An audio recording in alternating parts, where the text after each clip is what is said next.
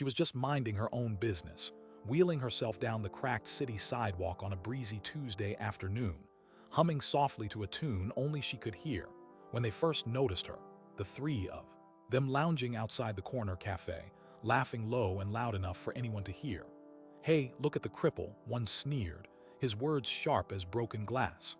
They didn't see the slight flinch she hid beneath her calm exterior. They didn't see the decades of battle behind those deep-set green eyes. They certainly didn't know that the navy blue blanket draped across her lap held a secret meaning that would change everything in mere minutes. They pushed her wheelchair suddenly, not just sideways but straight into the busy street where cars were already speeding by, the screech of tires nearly drowning out her startled gasp. It was a moment frozen in time, her body tipping dangerously toward the oncoming traffic, the world spinning faster than she could react. Then, at the exact heartbeat when hope seemed lost, 12 men in dark sunglasses and tactical gear descended from 3 unmarked black SUVs with the precision of a military operation. In just 3 minutes, less than the time it takes to order a coffee, they surrounded the scene, silent and lethal, their presence rewriting every expectation in that moment. She was in her late 30s, only 38 years old, with long chestnut hair pulled back into a practical ponytail that swayed slightly on the gentle breeze. Her olive skin was tanned from years in the sun, but it was the faint scars on her left forearm and the faint tattoo barely peeking from under her sleeve that told a deeper story. She wore a simple gray hoodie and comfortable jeans, the kind of clothes meant for blending in, for being overlooked. By day, she worked as a hospital janitor, a role that demanded humility and quiet resolve, pushing a mop bucket down endless sterile hallways, cleaning floors that no one ever saw shine. But beneath those unassuming clothes, under that wheelchair adorned with a small but unmistakable emblem, a trident carved carefully into the handles, was a story they never expected to find. That trident insignia wasn't a joke. It wasn't just cool art or a generic symbol. It marked her as a Master Chief Petty Officer, United States Navy SEAL Team 6. Her call sign was Raven. For 3 years, she had been the invisible guardian of that hospital, someone everyone knew by sight but few knew by story. The patients saw her as just the quiet woman who pushed her chair with stubborn resolve. The staff barely glanced her way.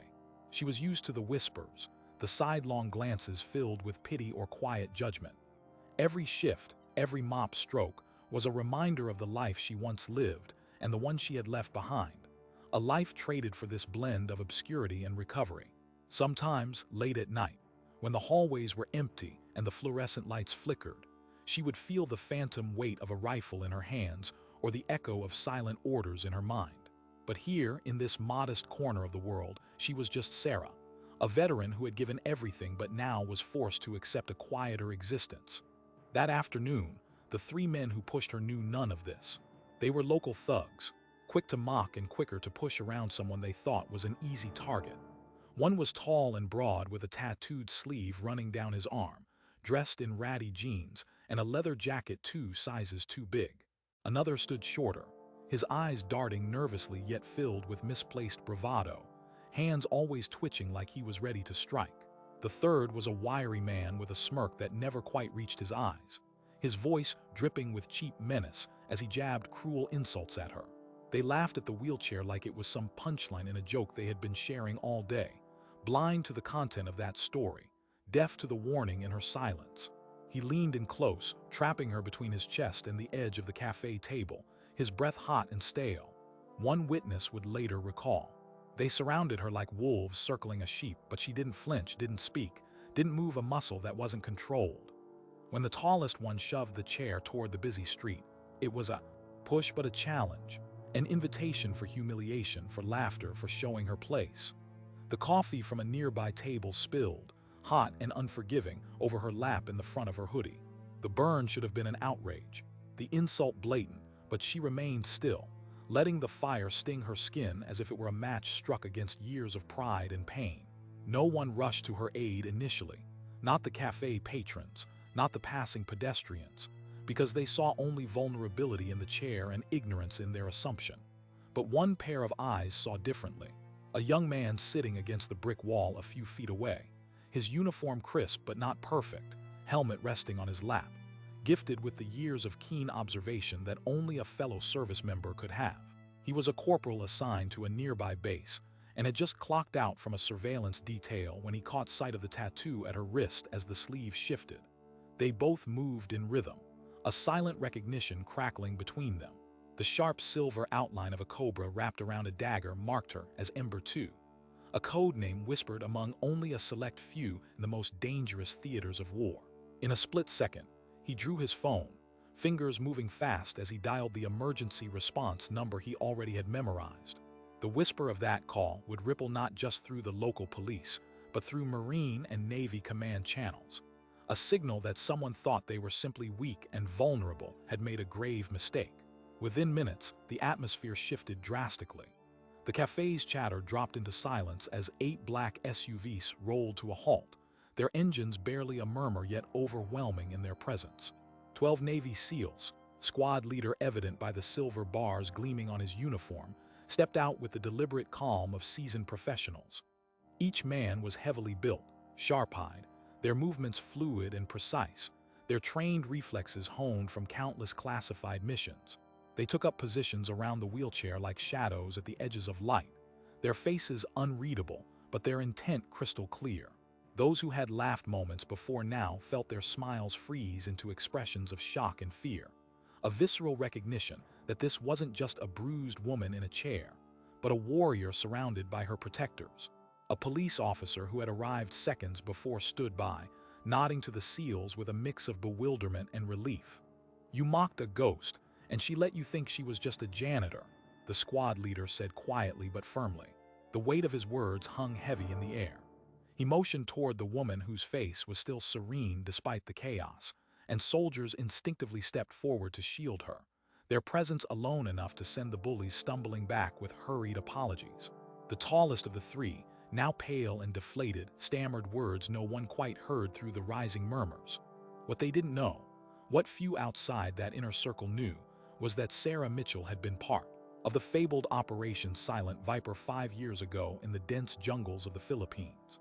In a mission designed to extract hostages under fierce enemy fire, she had silently disabled an entire patrol of insurgents with nothing but her wits and precision marksmanship. 23 soldiers had survived because of her unrelenting courage and tactical brilliance. She was the last to leave the battlefield, the one who jumped on a grenade to save a team member, the explosion forever changing her life and bringing her to this wheelchair today. Still, despite the cost, she had never sought recognition, content to protect her comrades from the shadows. As the leader of the SEAL squad gently adjusted the blanket covering her legs, revealing the faint but unmistakable scars of her injuries, the cafe fell utterly silent. A burst of phone cameras flashed, locals whispering questions and disbelief. Suddenly, the shoe was on the other foot. Respect replaced ridicule in seconds as the true story of Master Chief Petty Officer Sarah Raven Mitchell began to unfold, proof that no matter the scars visible or hidden, true warriors command respect. The general in charge himself would arrive within the hour, bringing a presence that broke military protocol to honor her extraordinary sacrifice. And for those 3 men who had pushed her wheelchair toward danger, justice was only a matter of choice and time. The tallest thug backed away, his bravado crumbling as the cold shadow of a dozen Navy SEALs hemmed him in like a pack of predators surrounding their territory. His smirk vanished, replaced by wide eyes that darted between the lean, hardened faces framed by tactical gear and mirrored sunglasses. The wiry man who had first shoved the wheelchair now swallowed hard, hands trembling visibly as he muttered an apology that barely carried above a whisper. The cafe patrons had gone from indifferent to stunned, their whispers spreading like wildfire as the truth seeped into the open air. This wasn't an easy target. "You will apologize to Master Chief," the squad leader's voice cut through the murmur like a blade, calm but unyielding. The tallest thug stumbled forward on shaky legs, his apology forced and halting, the weight of his guilt sinking in. Another soldier stepped forward, a cleanly shaven man with a veteran's quiet authority, planting his boots firmly beside Sarah's wheelchair, signaling to the men that this was no ordinary woman they had tried to humiliate. Sarah's eyes, steady and unwavering beneath the shadow of her ponytail, met the leader's gaze. "Thank you," she said softly, voice rough from disuse but edged with steel. Her fingers clenched the armrests, revealing a patch beneath the edge of her sleeve, an embroidered viper emblem in black and silver, nearly unnoticed until now. The cafe seemed to hold its breath as cameras flashed, phones hovered, capturing every silent exchange. No one moved as the SEALs closed ranks, their presence a living wall of protection and a stark warning to anyone thinking to test her further. A voice cracked from the back of the cafe, a local officer pushing through the crowd. "Master Chief Mitchell, the general is on his way," he announced, urgency threading his words. The air shifted again. This wasn't just a moment of vindication, it was about to become a public reckoning. 10 minutes later, the rumble of a Black Hawk helicopter sliced through the light afternoon sky, lowering steadily onto the hospital grounds directly adjacent to the cafe. The crowd parted instinctively as a tall, silver-haired man in full dress uniform stepped out, his chest a map of medals and ribbons shimmering in the sunshine. General Markson, commander of the Naval Special Warfare Command, had come personally. His gaze swept the scene before settling on Sarah, who was now surrounded by her defending. The general's face softened with something between pride and solemn respect, a rare crack in the rigid facade of military discipline. "I didn't know she was here," he admitted quietly to the squad leader beside him. "Master Chief Mitchell kept herself out of sight, but her impact has never been forgotten. Not by those who mattered." His voice rose, commanding the attention of the gathered onlookers. "What happened here today is unacceptable. What these men did was not just disrespectful, it was an assault on a true American hero." Sarah's story began to unfold with clarity that held the cafe riveted. 5 years ago, deep in a dense jungle near Marawi, Philippines, she had commanded a covert extraction mission known as Operation Silent Viper. A team of 23 hostages had been trapped behind enemy lines, faces of the innocent caught in a deadly insurgency. As Master Chief Petty Officer Raven, Sarah had led the forward reconnaissance. With nothing but a silenced sniper rifle and a last-resort combat knife, she eliminated threat after threat silently, stealthily clearing paths no one else dared tread. The final moments were etched in scars, not just those visible on her arms or the burns on her legs, but the physical toll of bravery.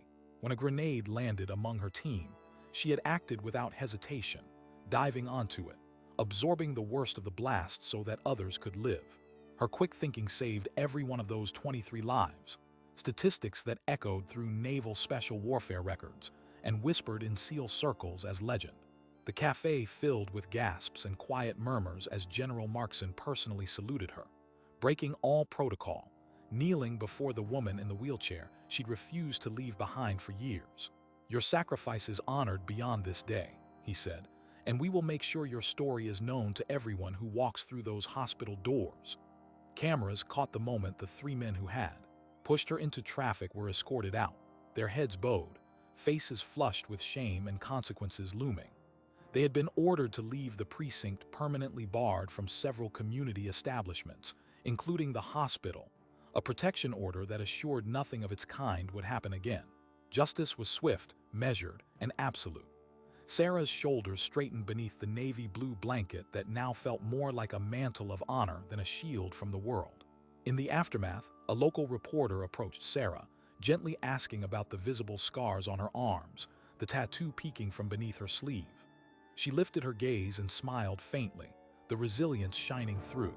"That trident," she said, fingers tracing the carved insignia on her wheelchair handles, "it's not just a symbol, it's a promise, to protect, to never forget." She paused. "I may sit in this chair now, but my fight isn't over. Not for those who can't fight for themselves." Behind her, the gathered SEALs exchanged looks only they could understand, brothers in arms bound by unspoken respect and shared sacrifice. For them, Sarah wasn't just a survivor. She was a leader, a legend, a force that no offense could break. As twilight settled over the city, Sarah's silhouette was seen framed against the hospital's sliding glass doors, quiet but unbowed. The same wheels that had been pushed into traffic now carried the weight of her legacy, wheeling forward a story of courage that refused to be erased. Patrons at the cafe would never look at that corner the same way again.